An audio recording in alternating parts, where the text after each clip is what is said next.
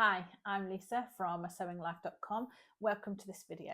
I hope that you are going to love it. I hope that you're already a subscriber. If you're not, if you'd like to subscribe, that would be super. What I've got in this video is 15 experienced sewers from across YouTube and from across the world who I've invited to give their sewing advice to you. So what tips and tricks, what advice would they like to give fellow sewers? They've all been really generous with their time, and the information that they've given is brilliant. I've been sewing for 45 years and there was loads and loads of things that I didn't know before. So I've taken loads from it. So I'm very grateful to them. And I know that you are going to take loads from it as well. So there will be lots of things that you get from this video that you can put into your future sewing projects that will help you improve your sewing and improve your enjoyment of sewing. I have linked all of the ladies' YouTube channels below so that you can have a look at their channels and see what they have to offer. And I know that you're going to love it. So let's get on and start having a look. So I have a tip for you if you are making a little cuff with knit fabric. So we're going to overlock the ends here. Ta-da! So now you have to turn your cuff the right way round. But this is where you find you've got a really bulky, big seam. So turn it back round to the inside, fold it in half, find the centre point, grab a pair of trusty scissors and snip right into the seam at the halfway point, but don't go all the way through. Then when you pull it back out again, you'll be able to turn it round, but you'll be able to place one part of the seam one way and one part of the seam the other way, so that then when you come to actually fold it over to make your cuff, you will have no bulky seam. Hello, Michelle from Sewing Bunny here, and my top tip is about fabric preparation. So when you purchase your beautiful fabric and you put it in the washing machine, I always put a colour catcher in as well. These little sheets are brilliant. If you have dark colour fabrics, then any of the excess dye will get captured in this sheet and it won't go into any other fabrics or items that you're washing. Or if you have a pale background fabric with some bright colours, it means that it won't bleed into the background. So that is my top tip. I always think if you spend money on fabric, you don't want to get it ruined in the washing machine. So that is my tip. My sewing tip isn't really a specific technique, more of an overall concept, and that is to sew what excites you. I learned to sew in 1998, and back then there were not difficulty ratings on the big 4 patterns. My first ever sewing project had buttonholes, my second had a zipper, because there was nobody to tell me that those things were difficult or even intermediate or challenging, and I just got on and sewed those things. Within the first 2 years of sewing, I had put in grommets, I had sewn with boning, lace, piping, because there were things I really wanted to make and I was determined to figure out how to make them. Disregard any of those difficulty ratings. If there's a project that you really want to make, honestly, if you make friends with your unpicker, your seam ripper, and you take your time, you can do whatever you want to do and you will be so much more likely to go back to work on that project, to be really proud of it when you finish making it. So it excites you and you will enjoy the sewing process so much more. Hi, I'm Sarah from Sew Sarah Style. My tip is always make a toile. I know you've got your fabric, you've got your pattern. It's really tempting just to get stuck in and make it. But honestly, I think there's never any time wasted by making a mock-up in a less precious fabric just to save disappointment further down the line. The main reason is to check the fit. There's so many different elements with fitting garments. We're all very different. The pattern companies vary in the blocks that they use. So that's always a really good thing to do, just to check the fit. Secondly, you are practicing the techniques required of that pattern. So especially if it's a pattern you've never made before. This, for example, is the Pattern Scout Poppy Blouse. It's got quite an unusual gathered neck. So I made up a mock-up in this old duvet cover and ended up wearing this quite a lot as well. This ended up being a wearable toile, so it's a really good way also of using fabrics that you're not that precious about. You've practiced the techniques, you've practiced the fit, and sometimes you end up with another wearable garment. So win-win. Thank you so much to Lisa for this amazing idea, and I can't wait to see everybody else's tips. Take care. Bye. Hi, I'm Karen from Sew Little Time, and I'm here to share with you a quick sewing tip on how to choose the right size. So I have here an indie pattern by Sew Over It. This is the Betty dress, and usually on the back of indie patterns you will find a body measurement chart just here, and also a garment measurement chart. So that would give you the finished measurements of the garment once it is sewn up. So you need to make sure that you take your body measurements and see where you fall within the body measurement chart here, and then have a look at the finished garment measurements to decipher which size will be right for you. That will show you how much ease is built into the pattern, so you can determine how much room there will be for you to be able to move and eat in it. If you have a pattern that doesn't have this information on the back of the envelope, you will sometimes find that it is included in the instruction booklet inside. If you are using a big 4 pattern, then you sometimes will find that they only give you the body measurements on the back of the pattern itself, but sometimes it is actually physically printed on the pattern pieces inside, so you will get the finished garment measurements on there. And if that isn't on there, you can also measure the actual pattern pieces themselves and hold it up against you to decipher how much ease there is built into the pattern that way. So I hope that helps you.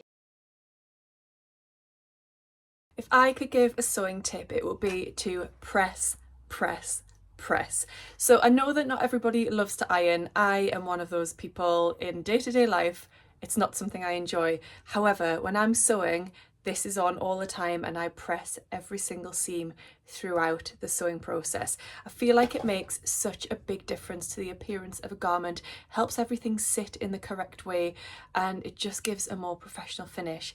I do use a couple of tools while I'm pressing as well. So a tailor's ham I find invaluable for pressing curved areas. So something like a bust dart or a sleeve head, a tailor's ham is going to come in really useful. And also a hot hemmer for pressing your hem allowance up. So I've got a couple of different variations that I use interchangeably, but I find them super useful. So press, press, press. Hi Lisa, it's Cara here from So Mad. Thank you very much for including me in the list of people that you want to share top tips on successful sewing. I have 3 for you. Number 1, choose a project that you are inspired by.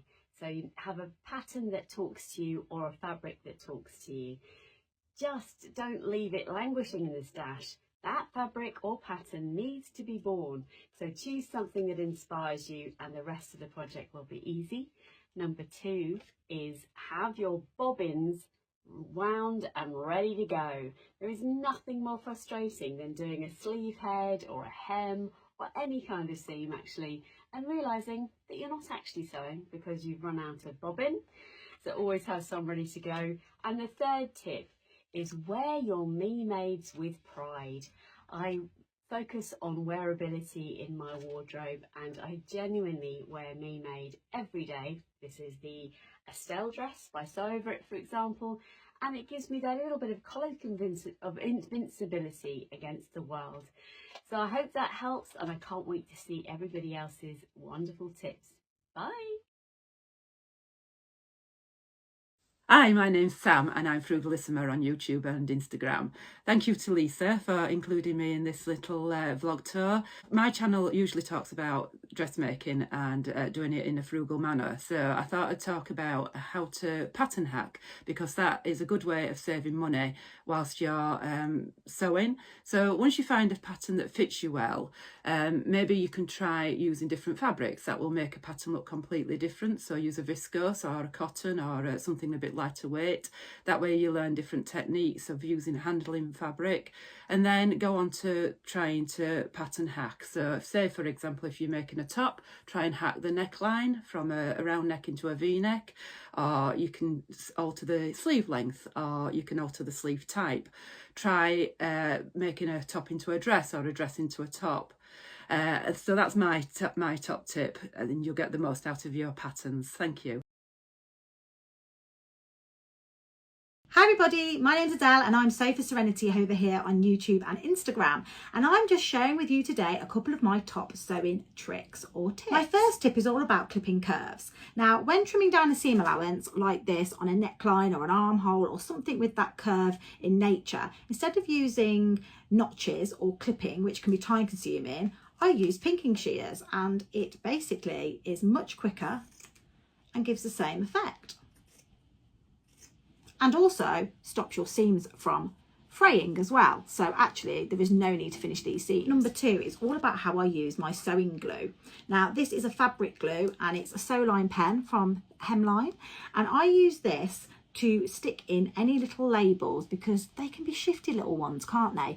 And I don't know how many of you have ever sewn in a label and then when you've looked at the right side it's not in the right position. So I use this handy little glue that are refillable to stick them exactly where I want them to be and then sew them in.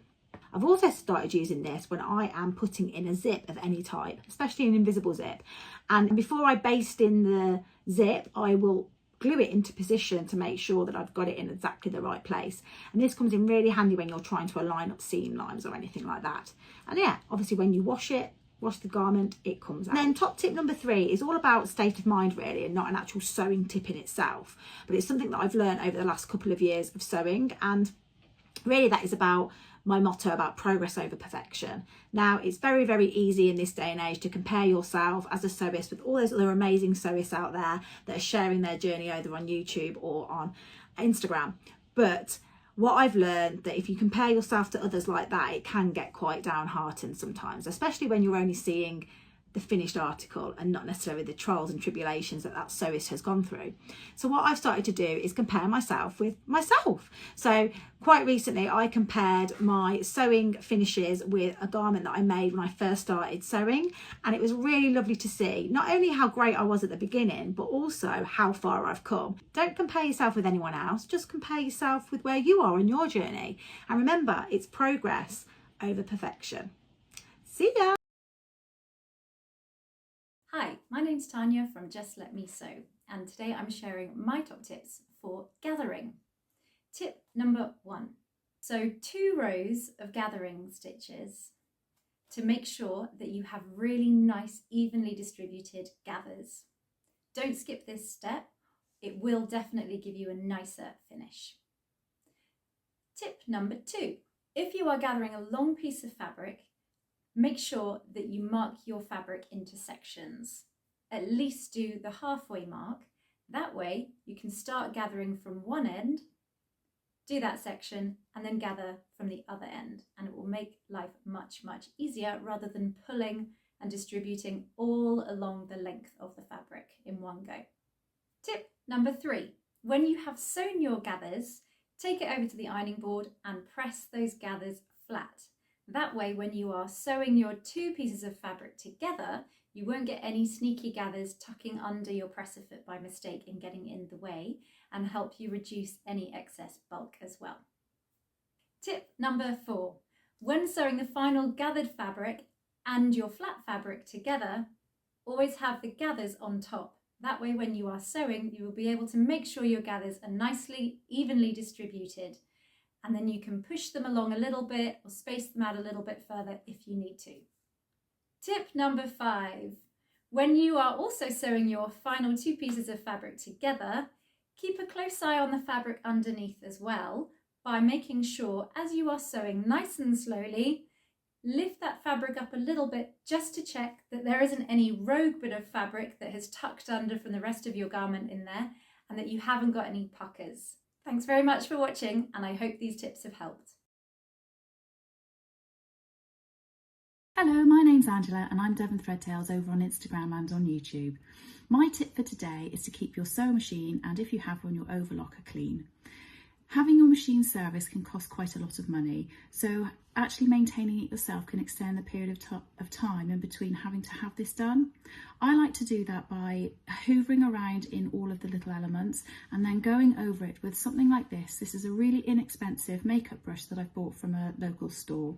You can go around it and it picks up all of the lint and it gets to all of those hard to reach places. Never blow into the machine because it will push the lint further in.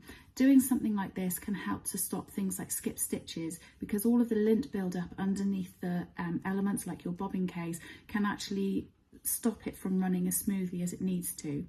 It's really easy to do. It doesn't take any time at all, and if you can do this in between each project, when you come back to do your next project, it's lovely to have a nice clean fresh machine to start using. Hello everybody, my name is Crystal and this is my social thread. It's so lovely to be part of a vibrant sewing community full of unique and wonderful people from all walks of life, so I thought I'd tell you a little bit about myself.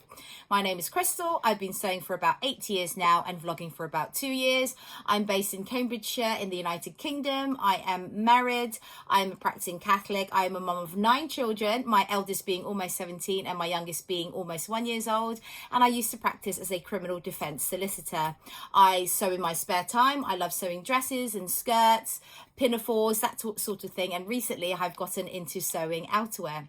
So my 3 tips for you today are: tip number 1, I use Banroll, B-A-N-R-O-L-L, for all of my waistband needs. This is a 45 meter roll from Amazon and it is a width of 1.5 inches. They come in a white and a black, and they come in different widths as well. So this is 1.5 inches. You can also get it in 1 inch width as well. And basically this beats any interfacing on the market.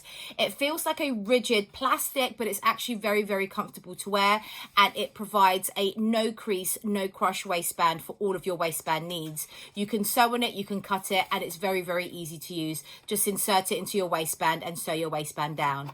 That's tip number 1. Tip number 2, when I wash or pre-wash my fabric, I tend to overlock the raw edges just so that there is no fraying of threads and pulling and crumpling in the wash. So this is a piece of Lady McElroy viscose here, and as you can see, I have overlocked the edges and there's no loose threads or fraying bits there, and the fabric just looks nicer when it comes out of the wash, and it's easier to use thereafter. That's tip number 2. Tip number 3, for all of my knit garments, I have started to use a neck back facing, and all I do is, this is a sample front bodice piece. When you cut out your knit fabric, you have this little piece here that is left behind. Don't throw that away, because it becomes an instant DIY back facing, and I'll show you what I mean. This is a knit jersey dress that I've made for my daughter, and all I have done is that this piece of fabric overlock the bottom of this, and I have sandwiched the back facing, the back bodice and the neckband all together, and then I have top stitched it down, and as you can see from the back, there's a top stitching line here. And voila, you have basically created an instant back facing that hides the overlock stitches and also hides the back bodice fabric. That's tip number 3. Thank you so much for watching. God bless. Bye-bye. My name's Claire and my channel is Stitch Hem Sew. Thank you so much to Lisa for letting me be a part of today's video. Now, my top tips for sewing, especially if you're new to sewing, is to perhaps start with something really simple, something like a tote bag or a cushion. You could then move on to something like a zippered pouch. That would give you an experience of putting in a zip without it being really, really scary. And there are loads of YouTube videos that will hold your hand and that sort of thing. Once you're ready to do some garment sewing, pick an indie designer. They hold your hand so much better, and if you pick a nice simple pattern, it will really take you through the process. Remember that those first few garments might be a bit rough and ready, but that's fine, you'll be learning through the experience. And don't forget, there's always more fabric. I like to press my seams as I go. Steam is definitely your friend. And also snip those threads, because it's so annoying when there's like a gazillion to snip at the end. But most of all, I would just say to really just enjoy the process. You generally learn something new with each garment you make. And if you're stuck, do reach out to people on Instagram or YouTube who have already made that pattern. There's lots and lots of knowledge out there, and sewing people are really, really lovely people. But most of all, just enjoy it. Hello, my name's Sue Stoney, And Lisa has asked me to make a short video on a sewing tip, and I've chosen unpicking overlocking, as I know it's an activity that many of you don't enjoy at all. I quite enjoy it. First of all, let's have a look at the anatomy of overlocking. If you have a look at the way your overlocking stitches look, you'll see that I've used white as my looper threads and black as my 2 needle threads, and it's those black threads that we're going to concentrate on. Now yours may all be the same colour, so you'll have to identify them, but once you've done it a couple of times, you'll find it a really quick thing to do. Now that you understand what overlocking looks like, let's have a look at my overlocking here. As I said, I'm using white looper thread. The 2 important rows in terms of unpicking are the needle threads. So you need to identify your needle thread. The first thing I always do is I cut off any tails, these tails, because you don't want to have to unpick them as well. I choose the middle row of stitching. This row here is the row I'm going to unpick. And quite near to the end, I pick up a stitch and I tease it out. Sometimes I'll break it, doesn't matter.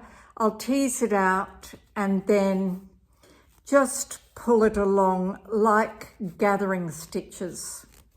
It often doesn't take very long. If you find that you break your thread, I move my fabric rather than pull the thread through. Like as with gathering, I find that's an easier way to do it. And once it comes, it goes really fast. My thread is out and I dispense with that. Now I only have 1 row of black thread left. I need to make sure that I don't pick up the looper thread when I'm pulling this out, because it's quite easy to do, especially when you're using the same colour thread. So just be careful, make sure you identify which is the needle thread, which is the looper thread, and you won't have any problems. I've broken my thread, so I tend to straighten out my fabric again, because that pulls it along nicely, and tease out a bit more of a little end for me to grip, and keep going. And what I'm left with, you can see unsupported looper threads that basically just peel off, and you keep those threads for tacking or tailor's tacks, whatever. I hope you found that useful. Thank you for watching, and good luck with all your overlocking unpicking. Hi, I'm Rachel, and my top tip for improving your sewing life is, do you know when you turn your machine on that it defaults the stitch length to 2.5? Now, I always increase it to 3, and the reason I do that is because, have you ever tried unpicking stitch length 2.5? You know, we all make mistakes, don't we, in our sewing, and we have to unpick and get that seam ripper out at times.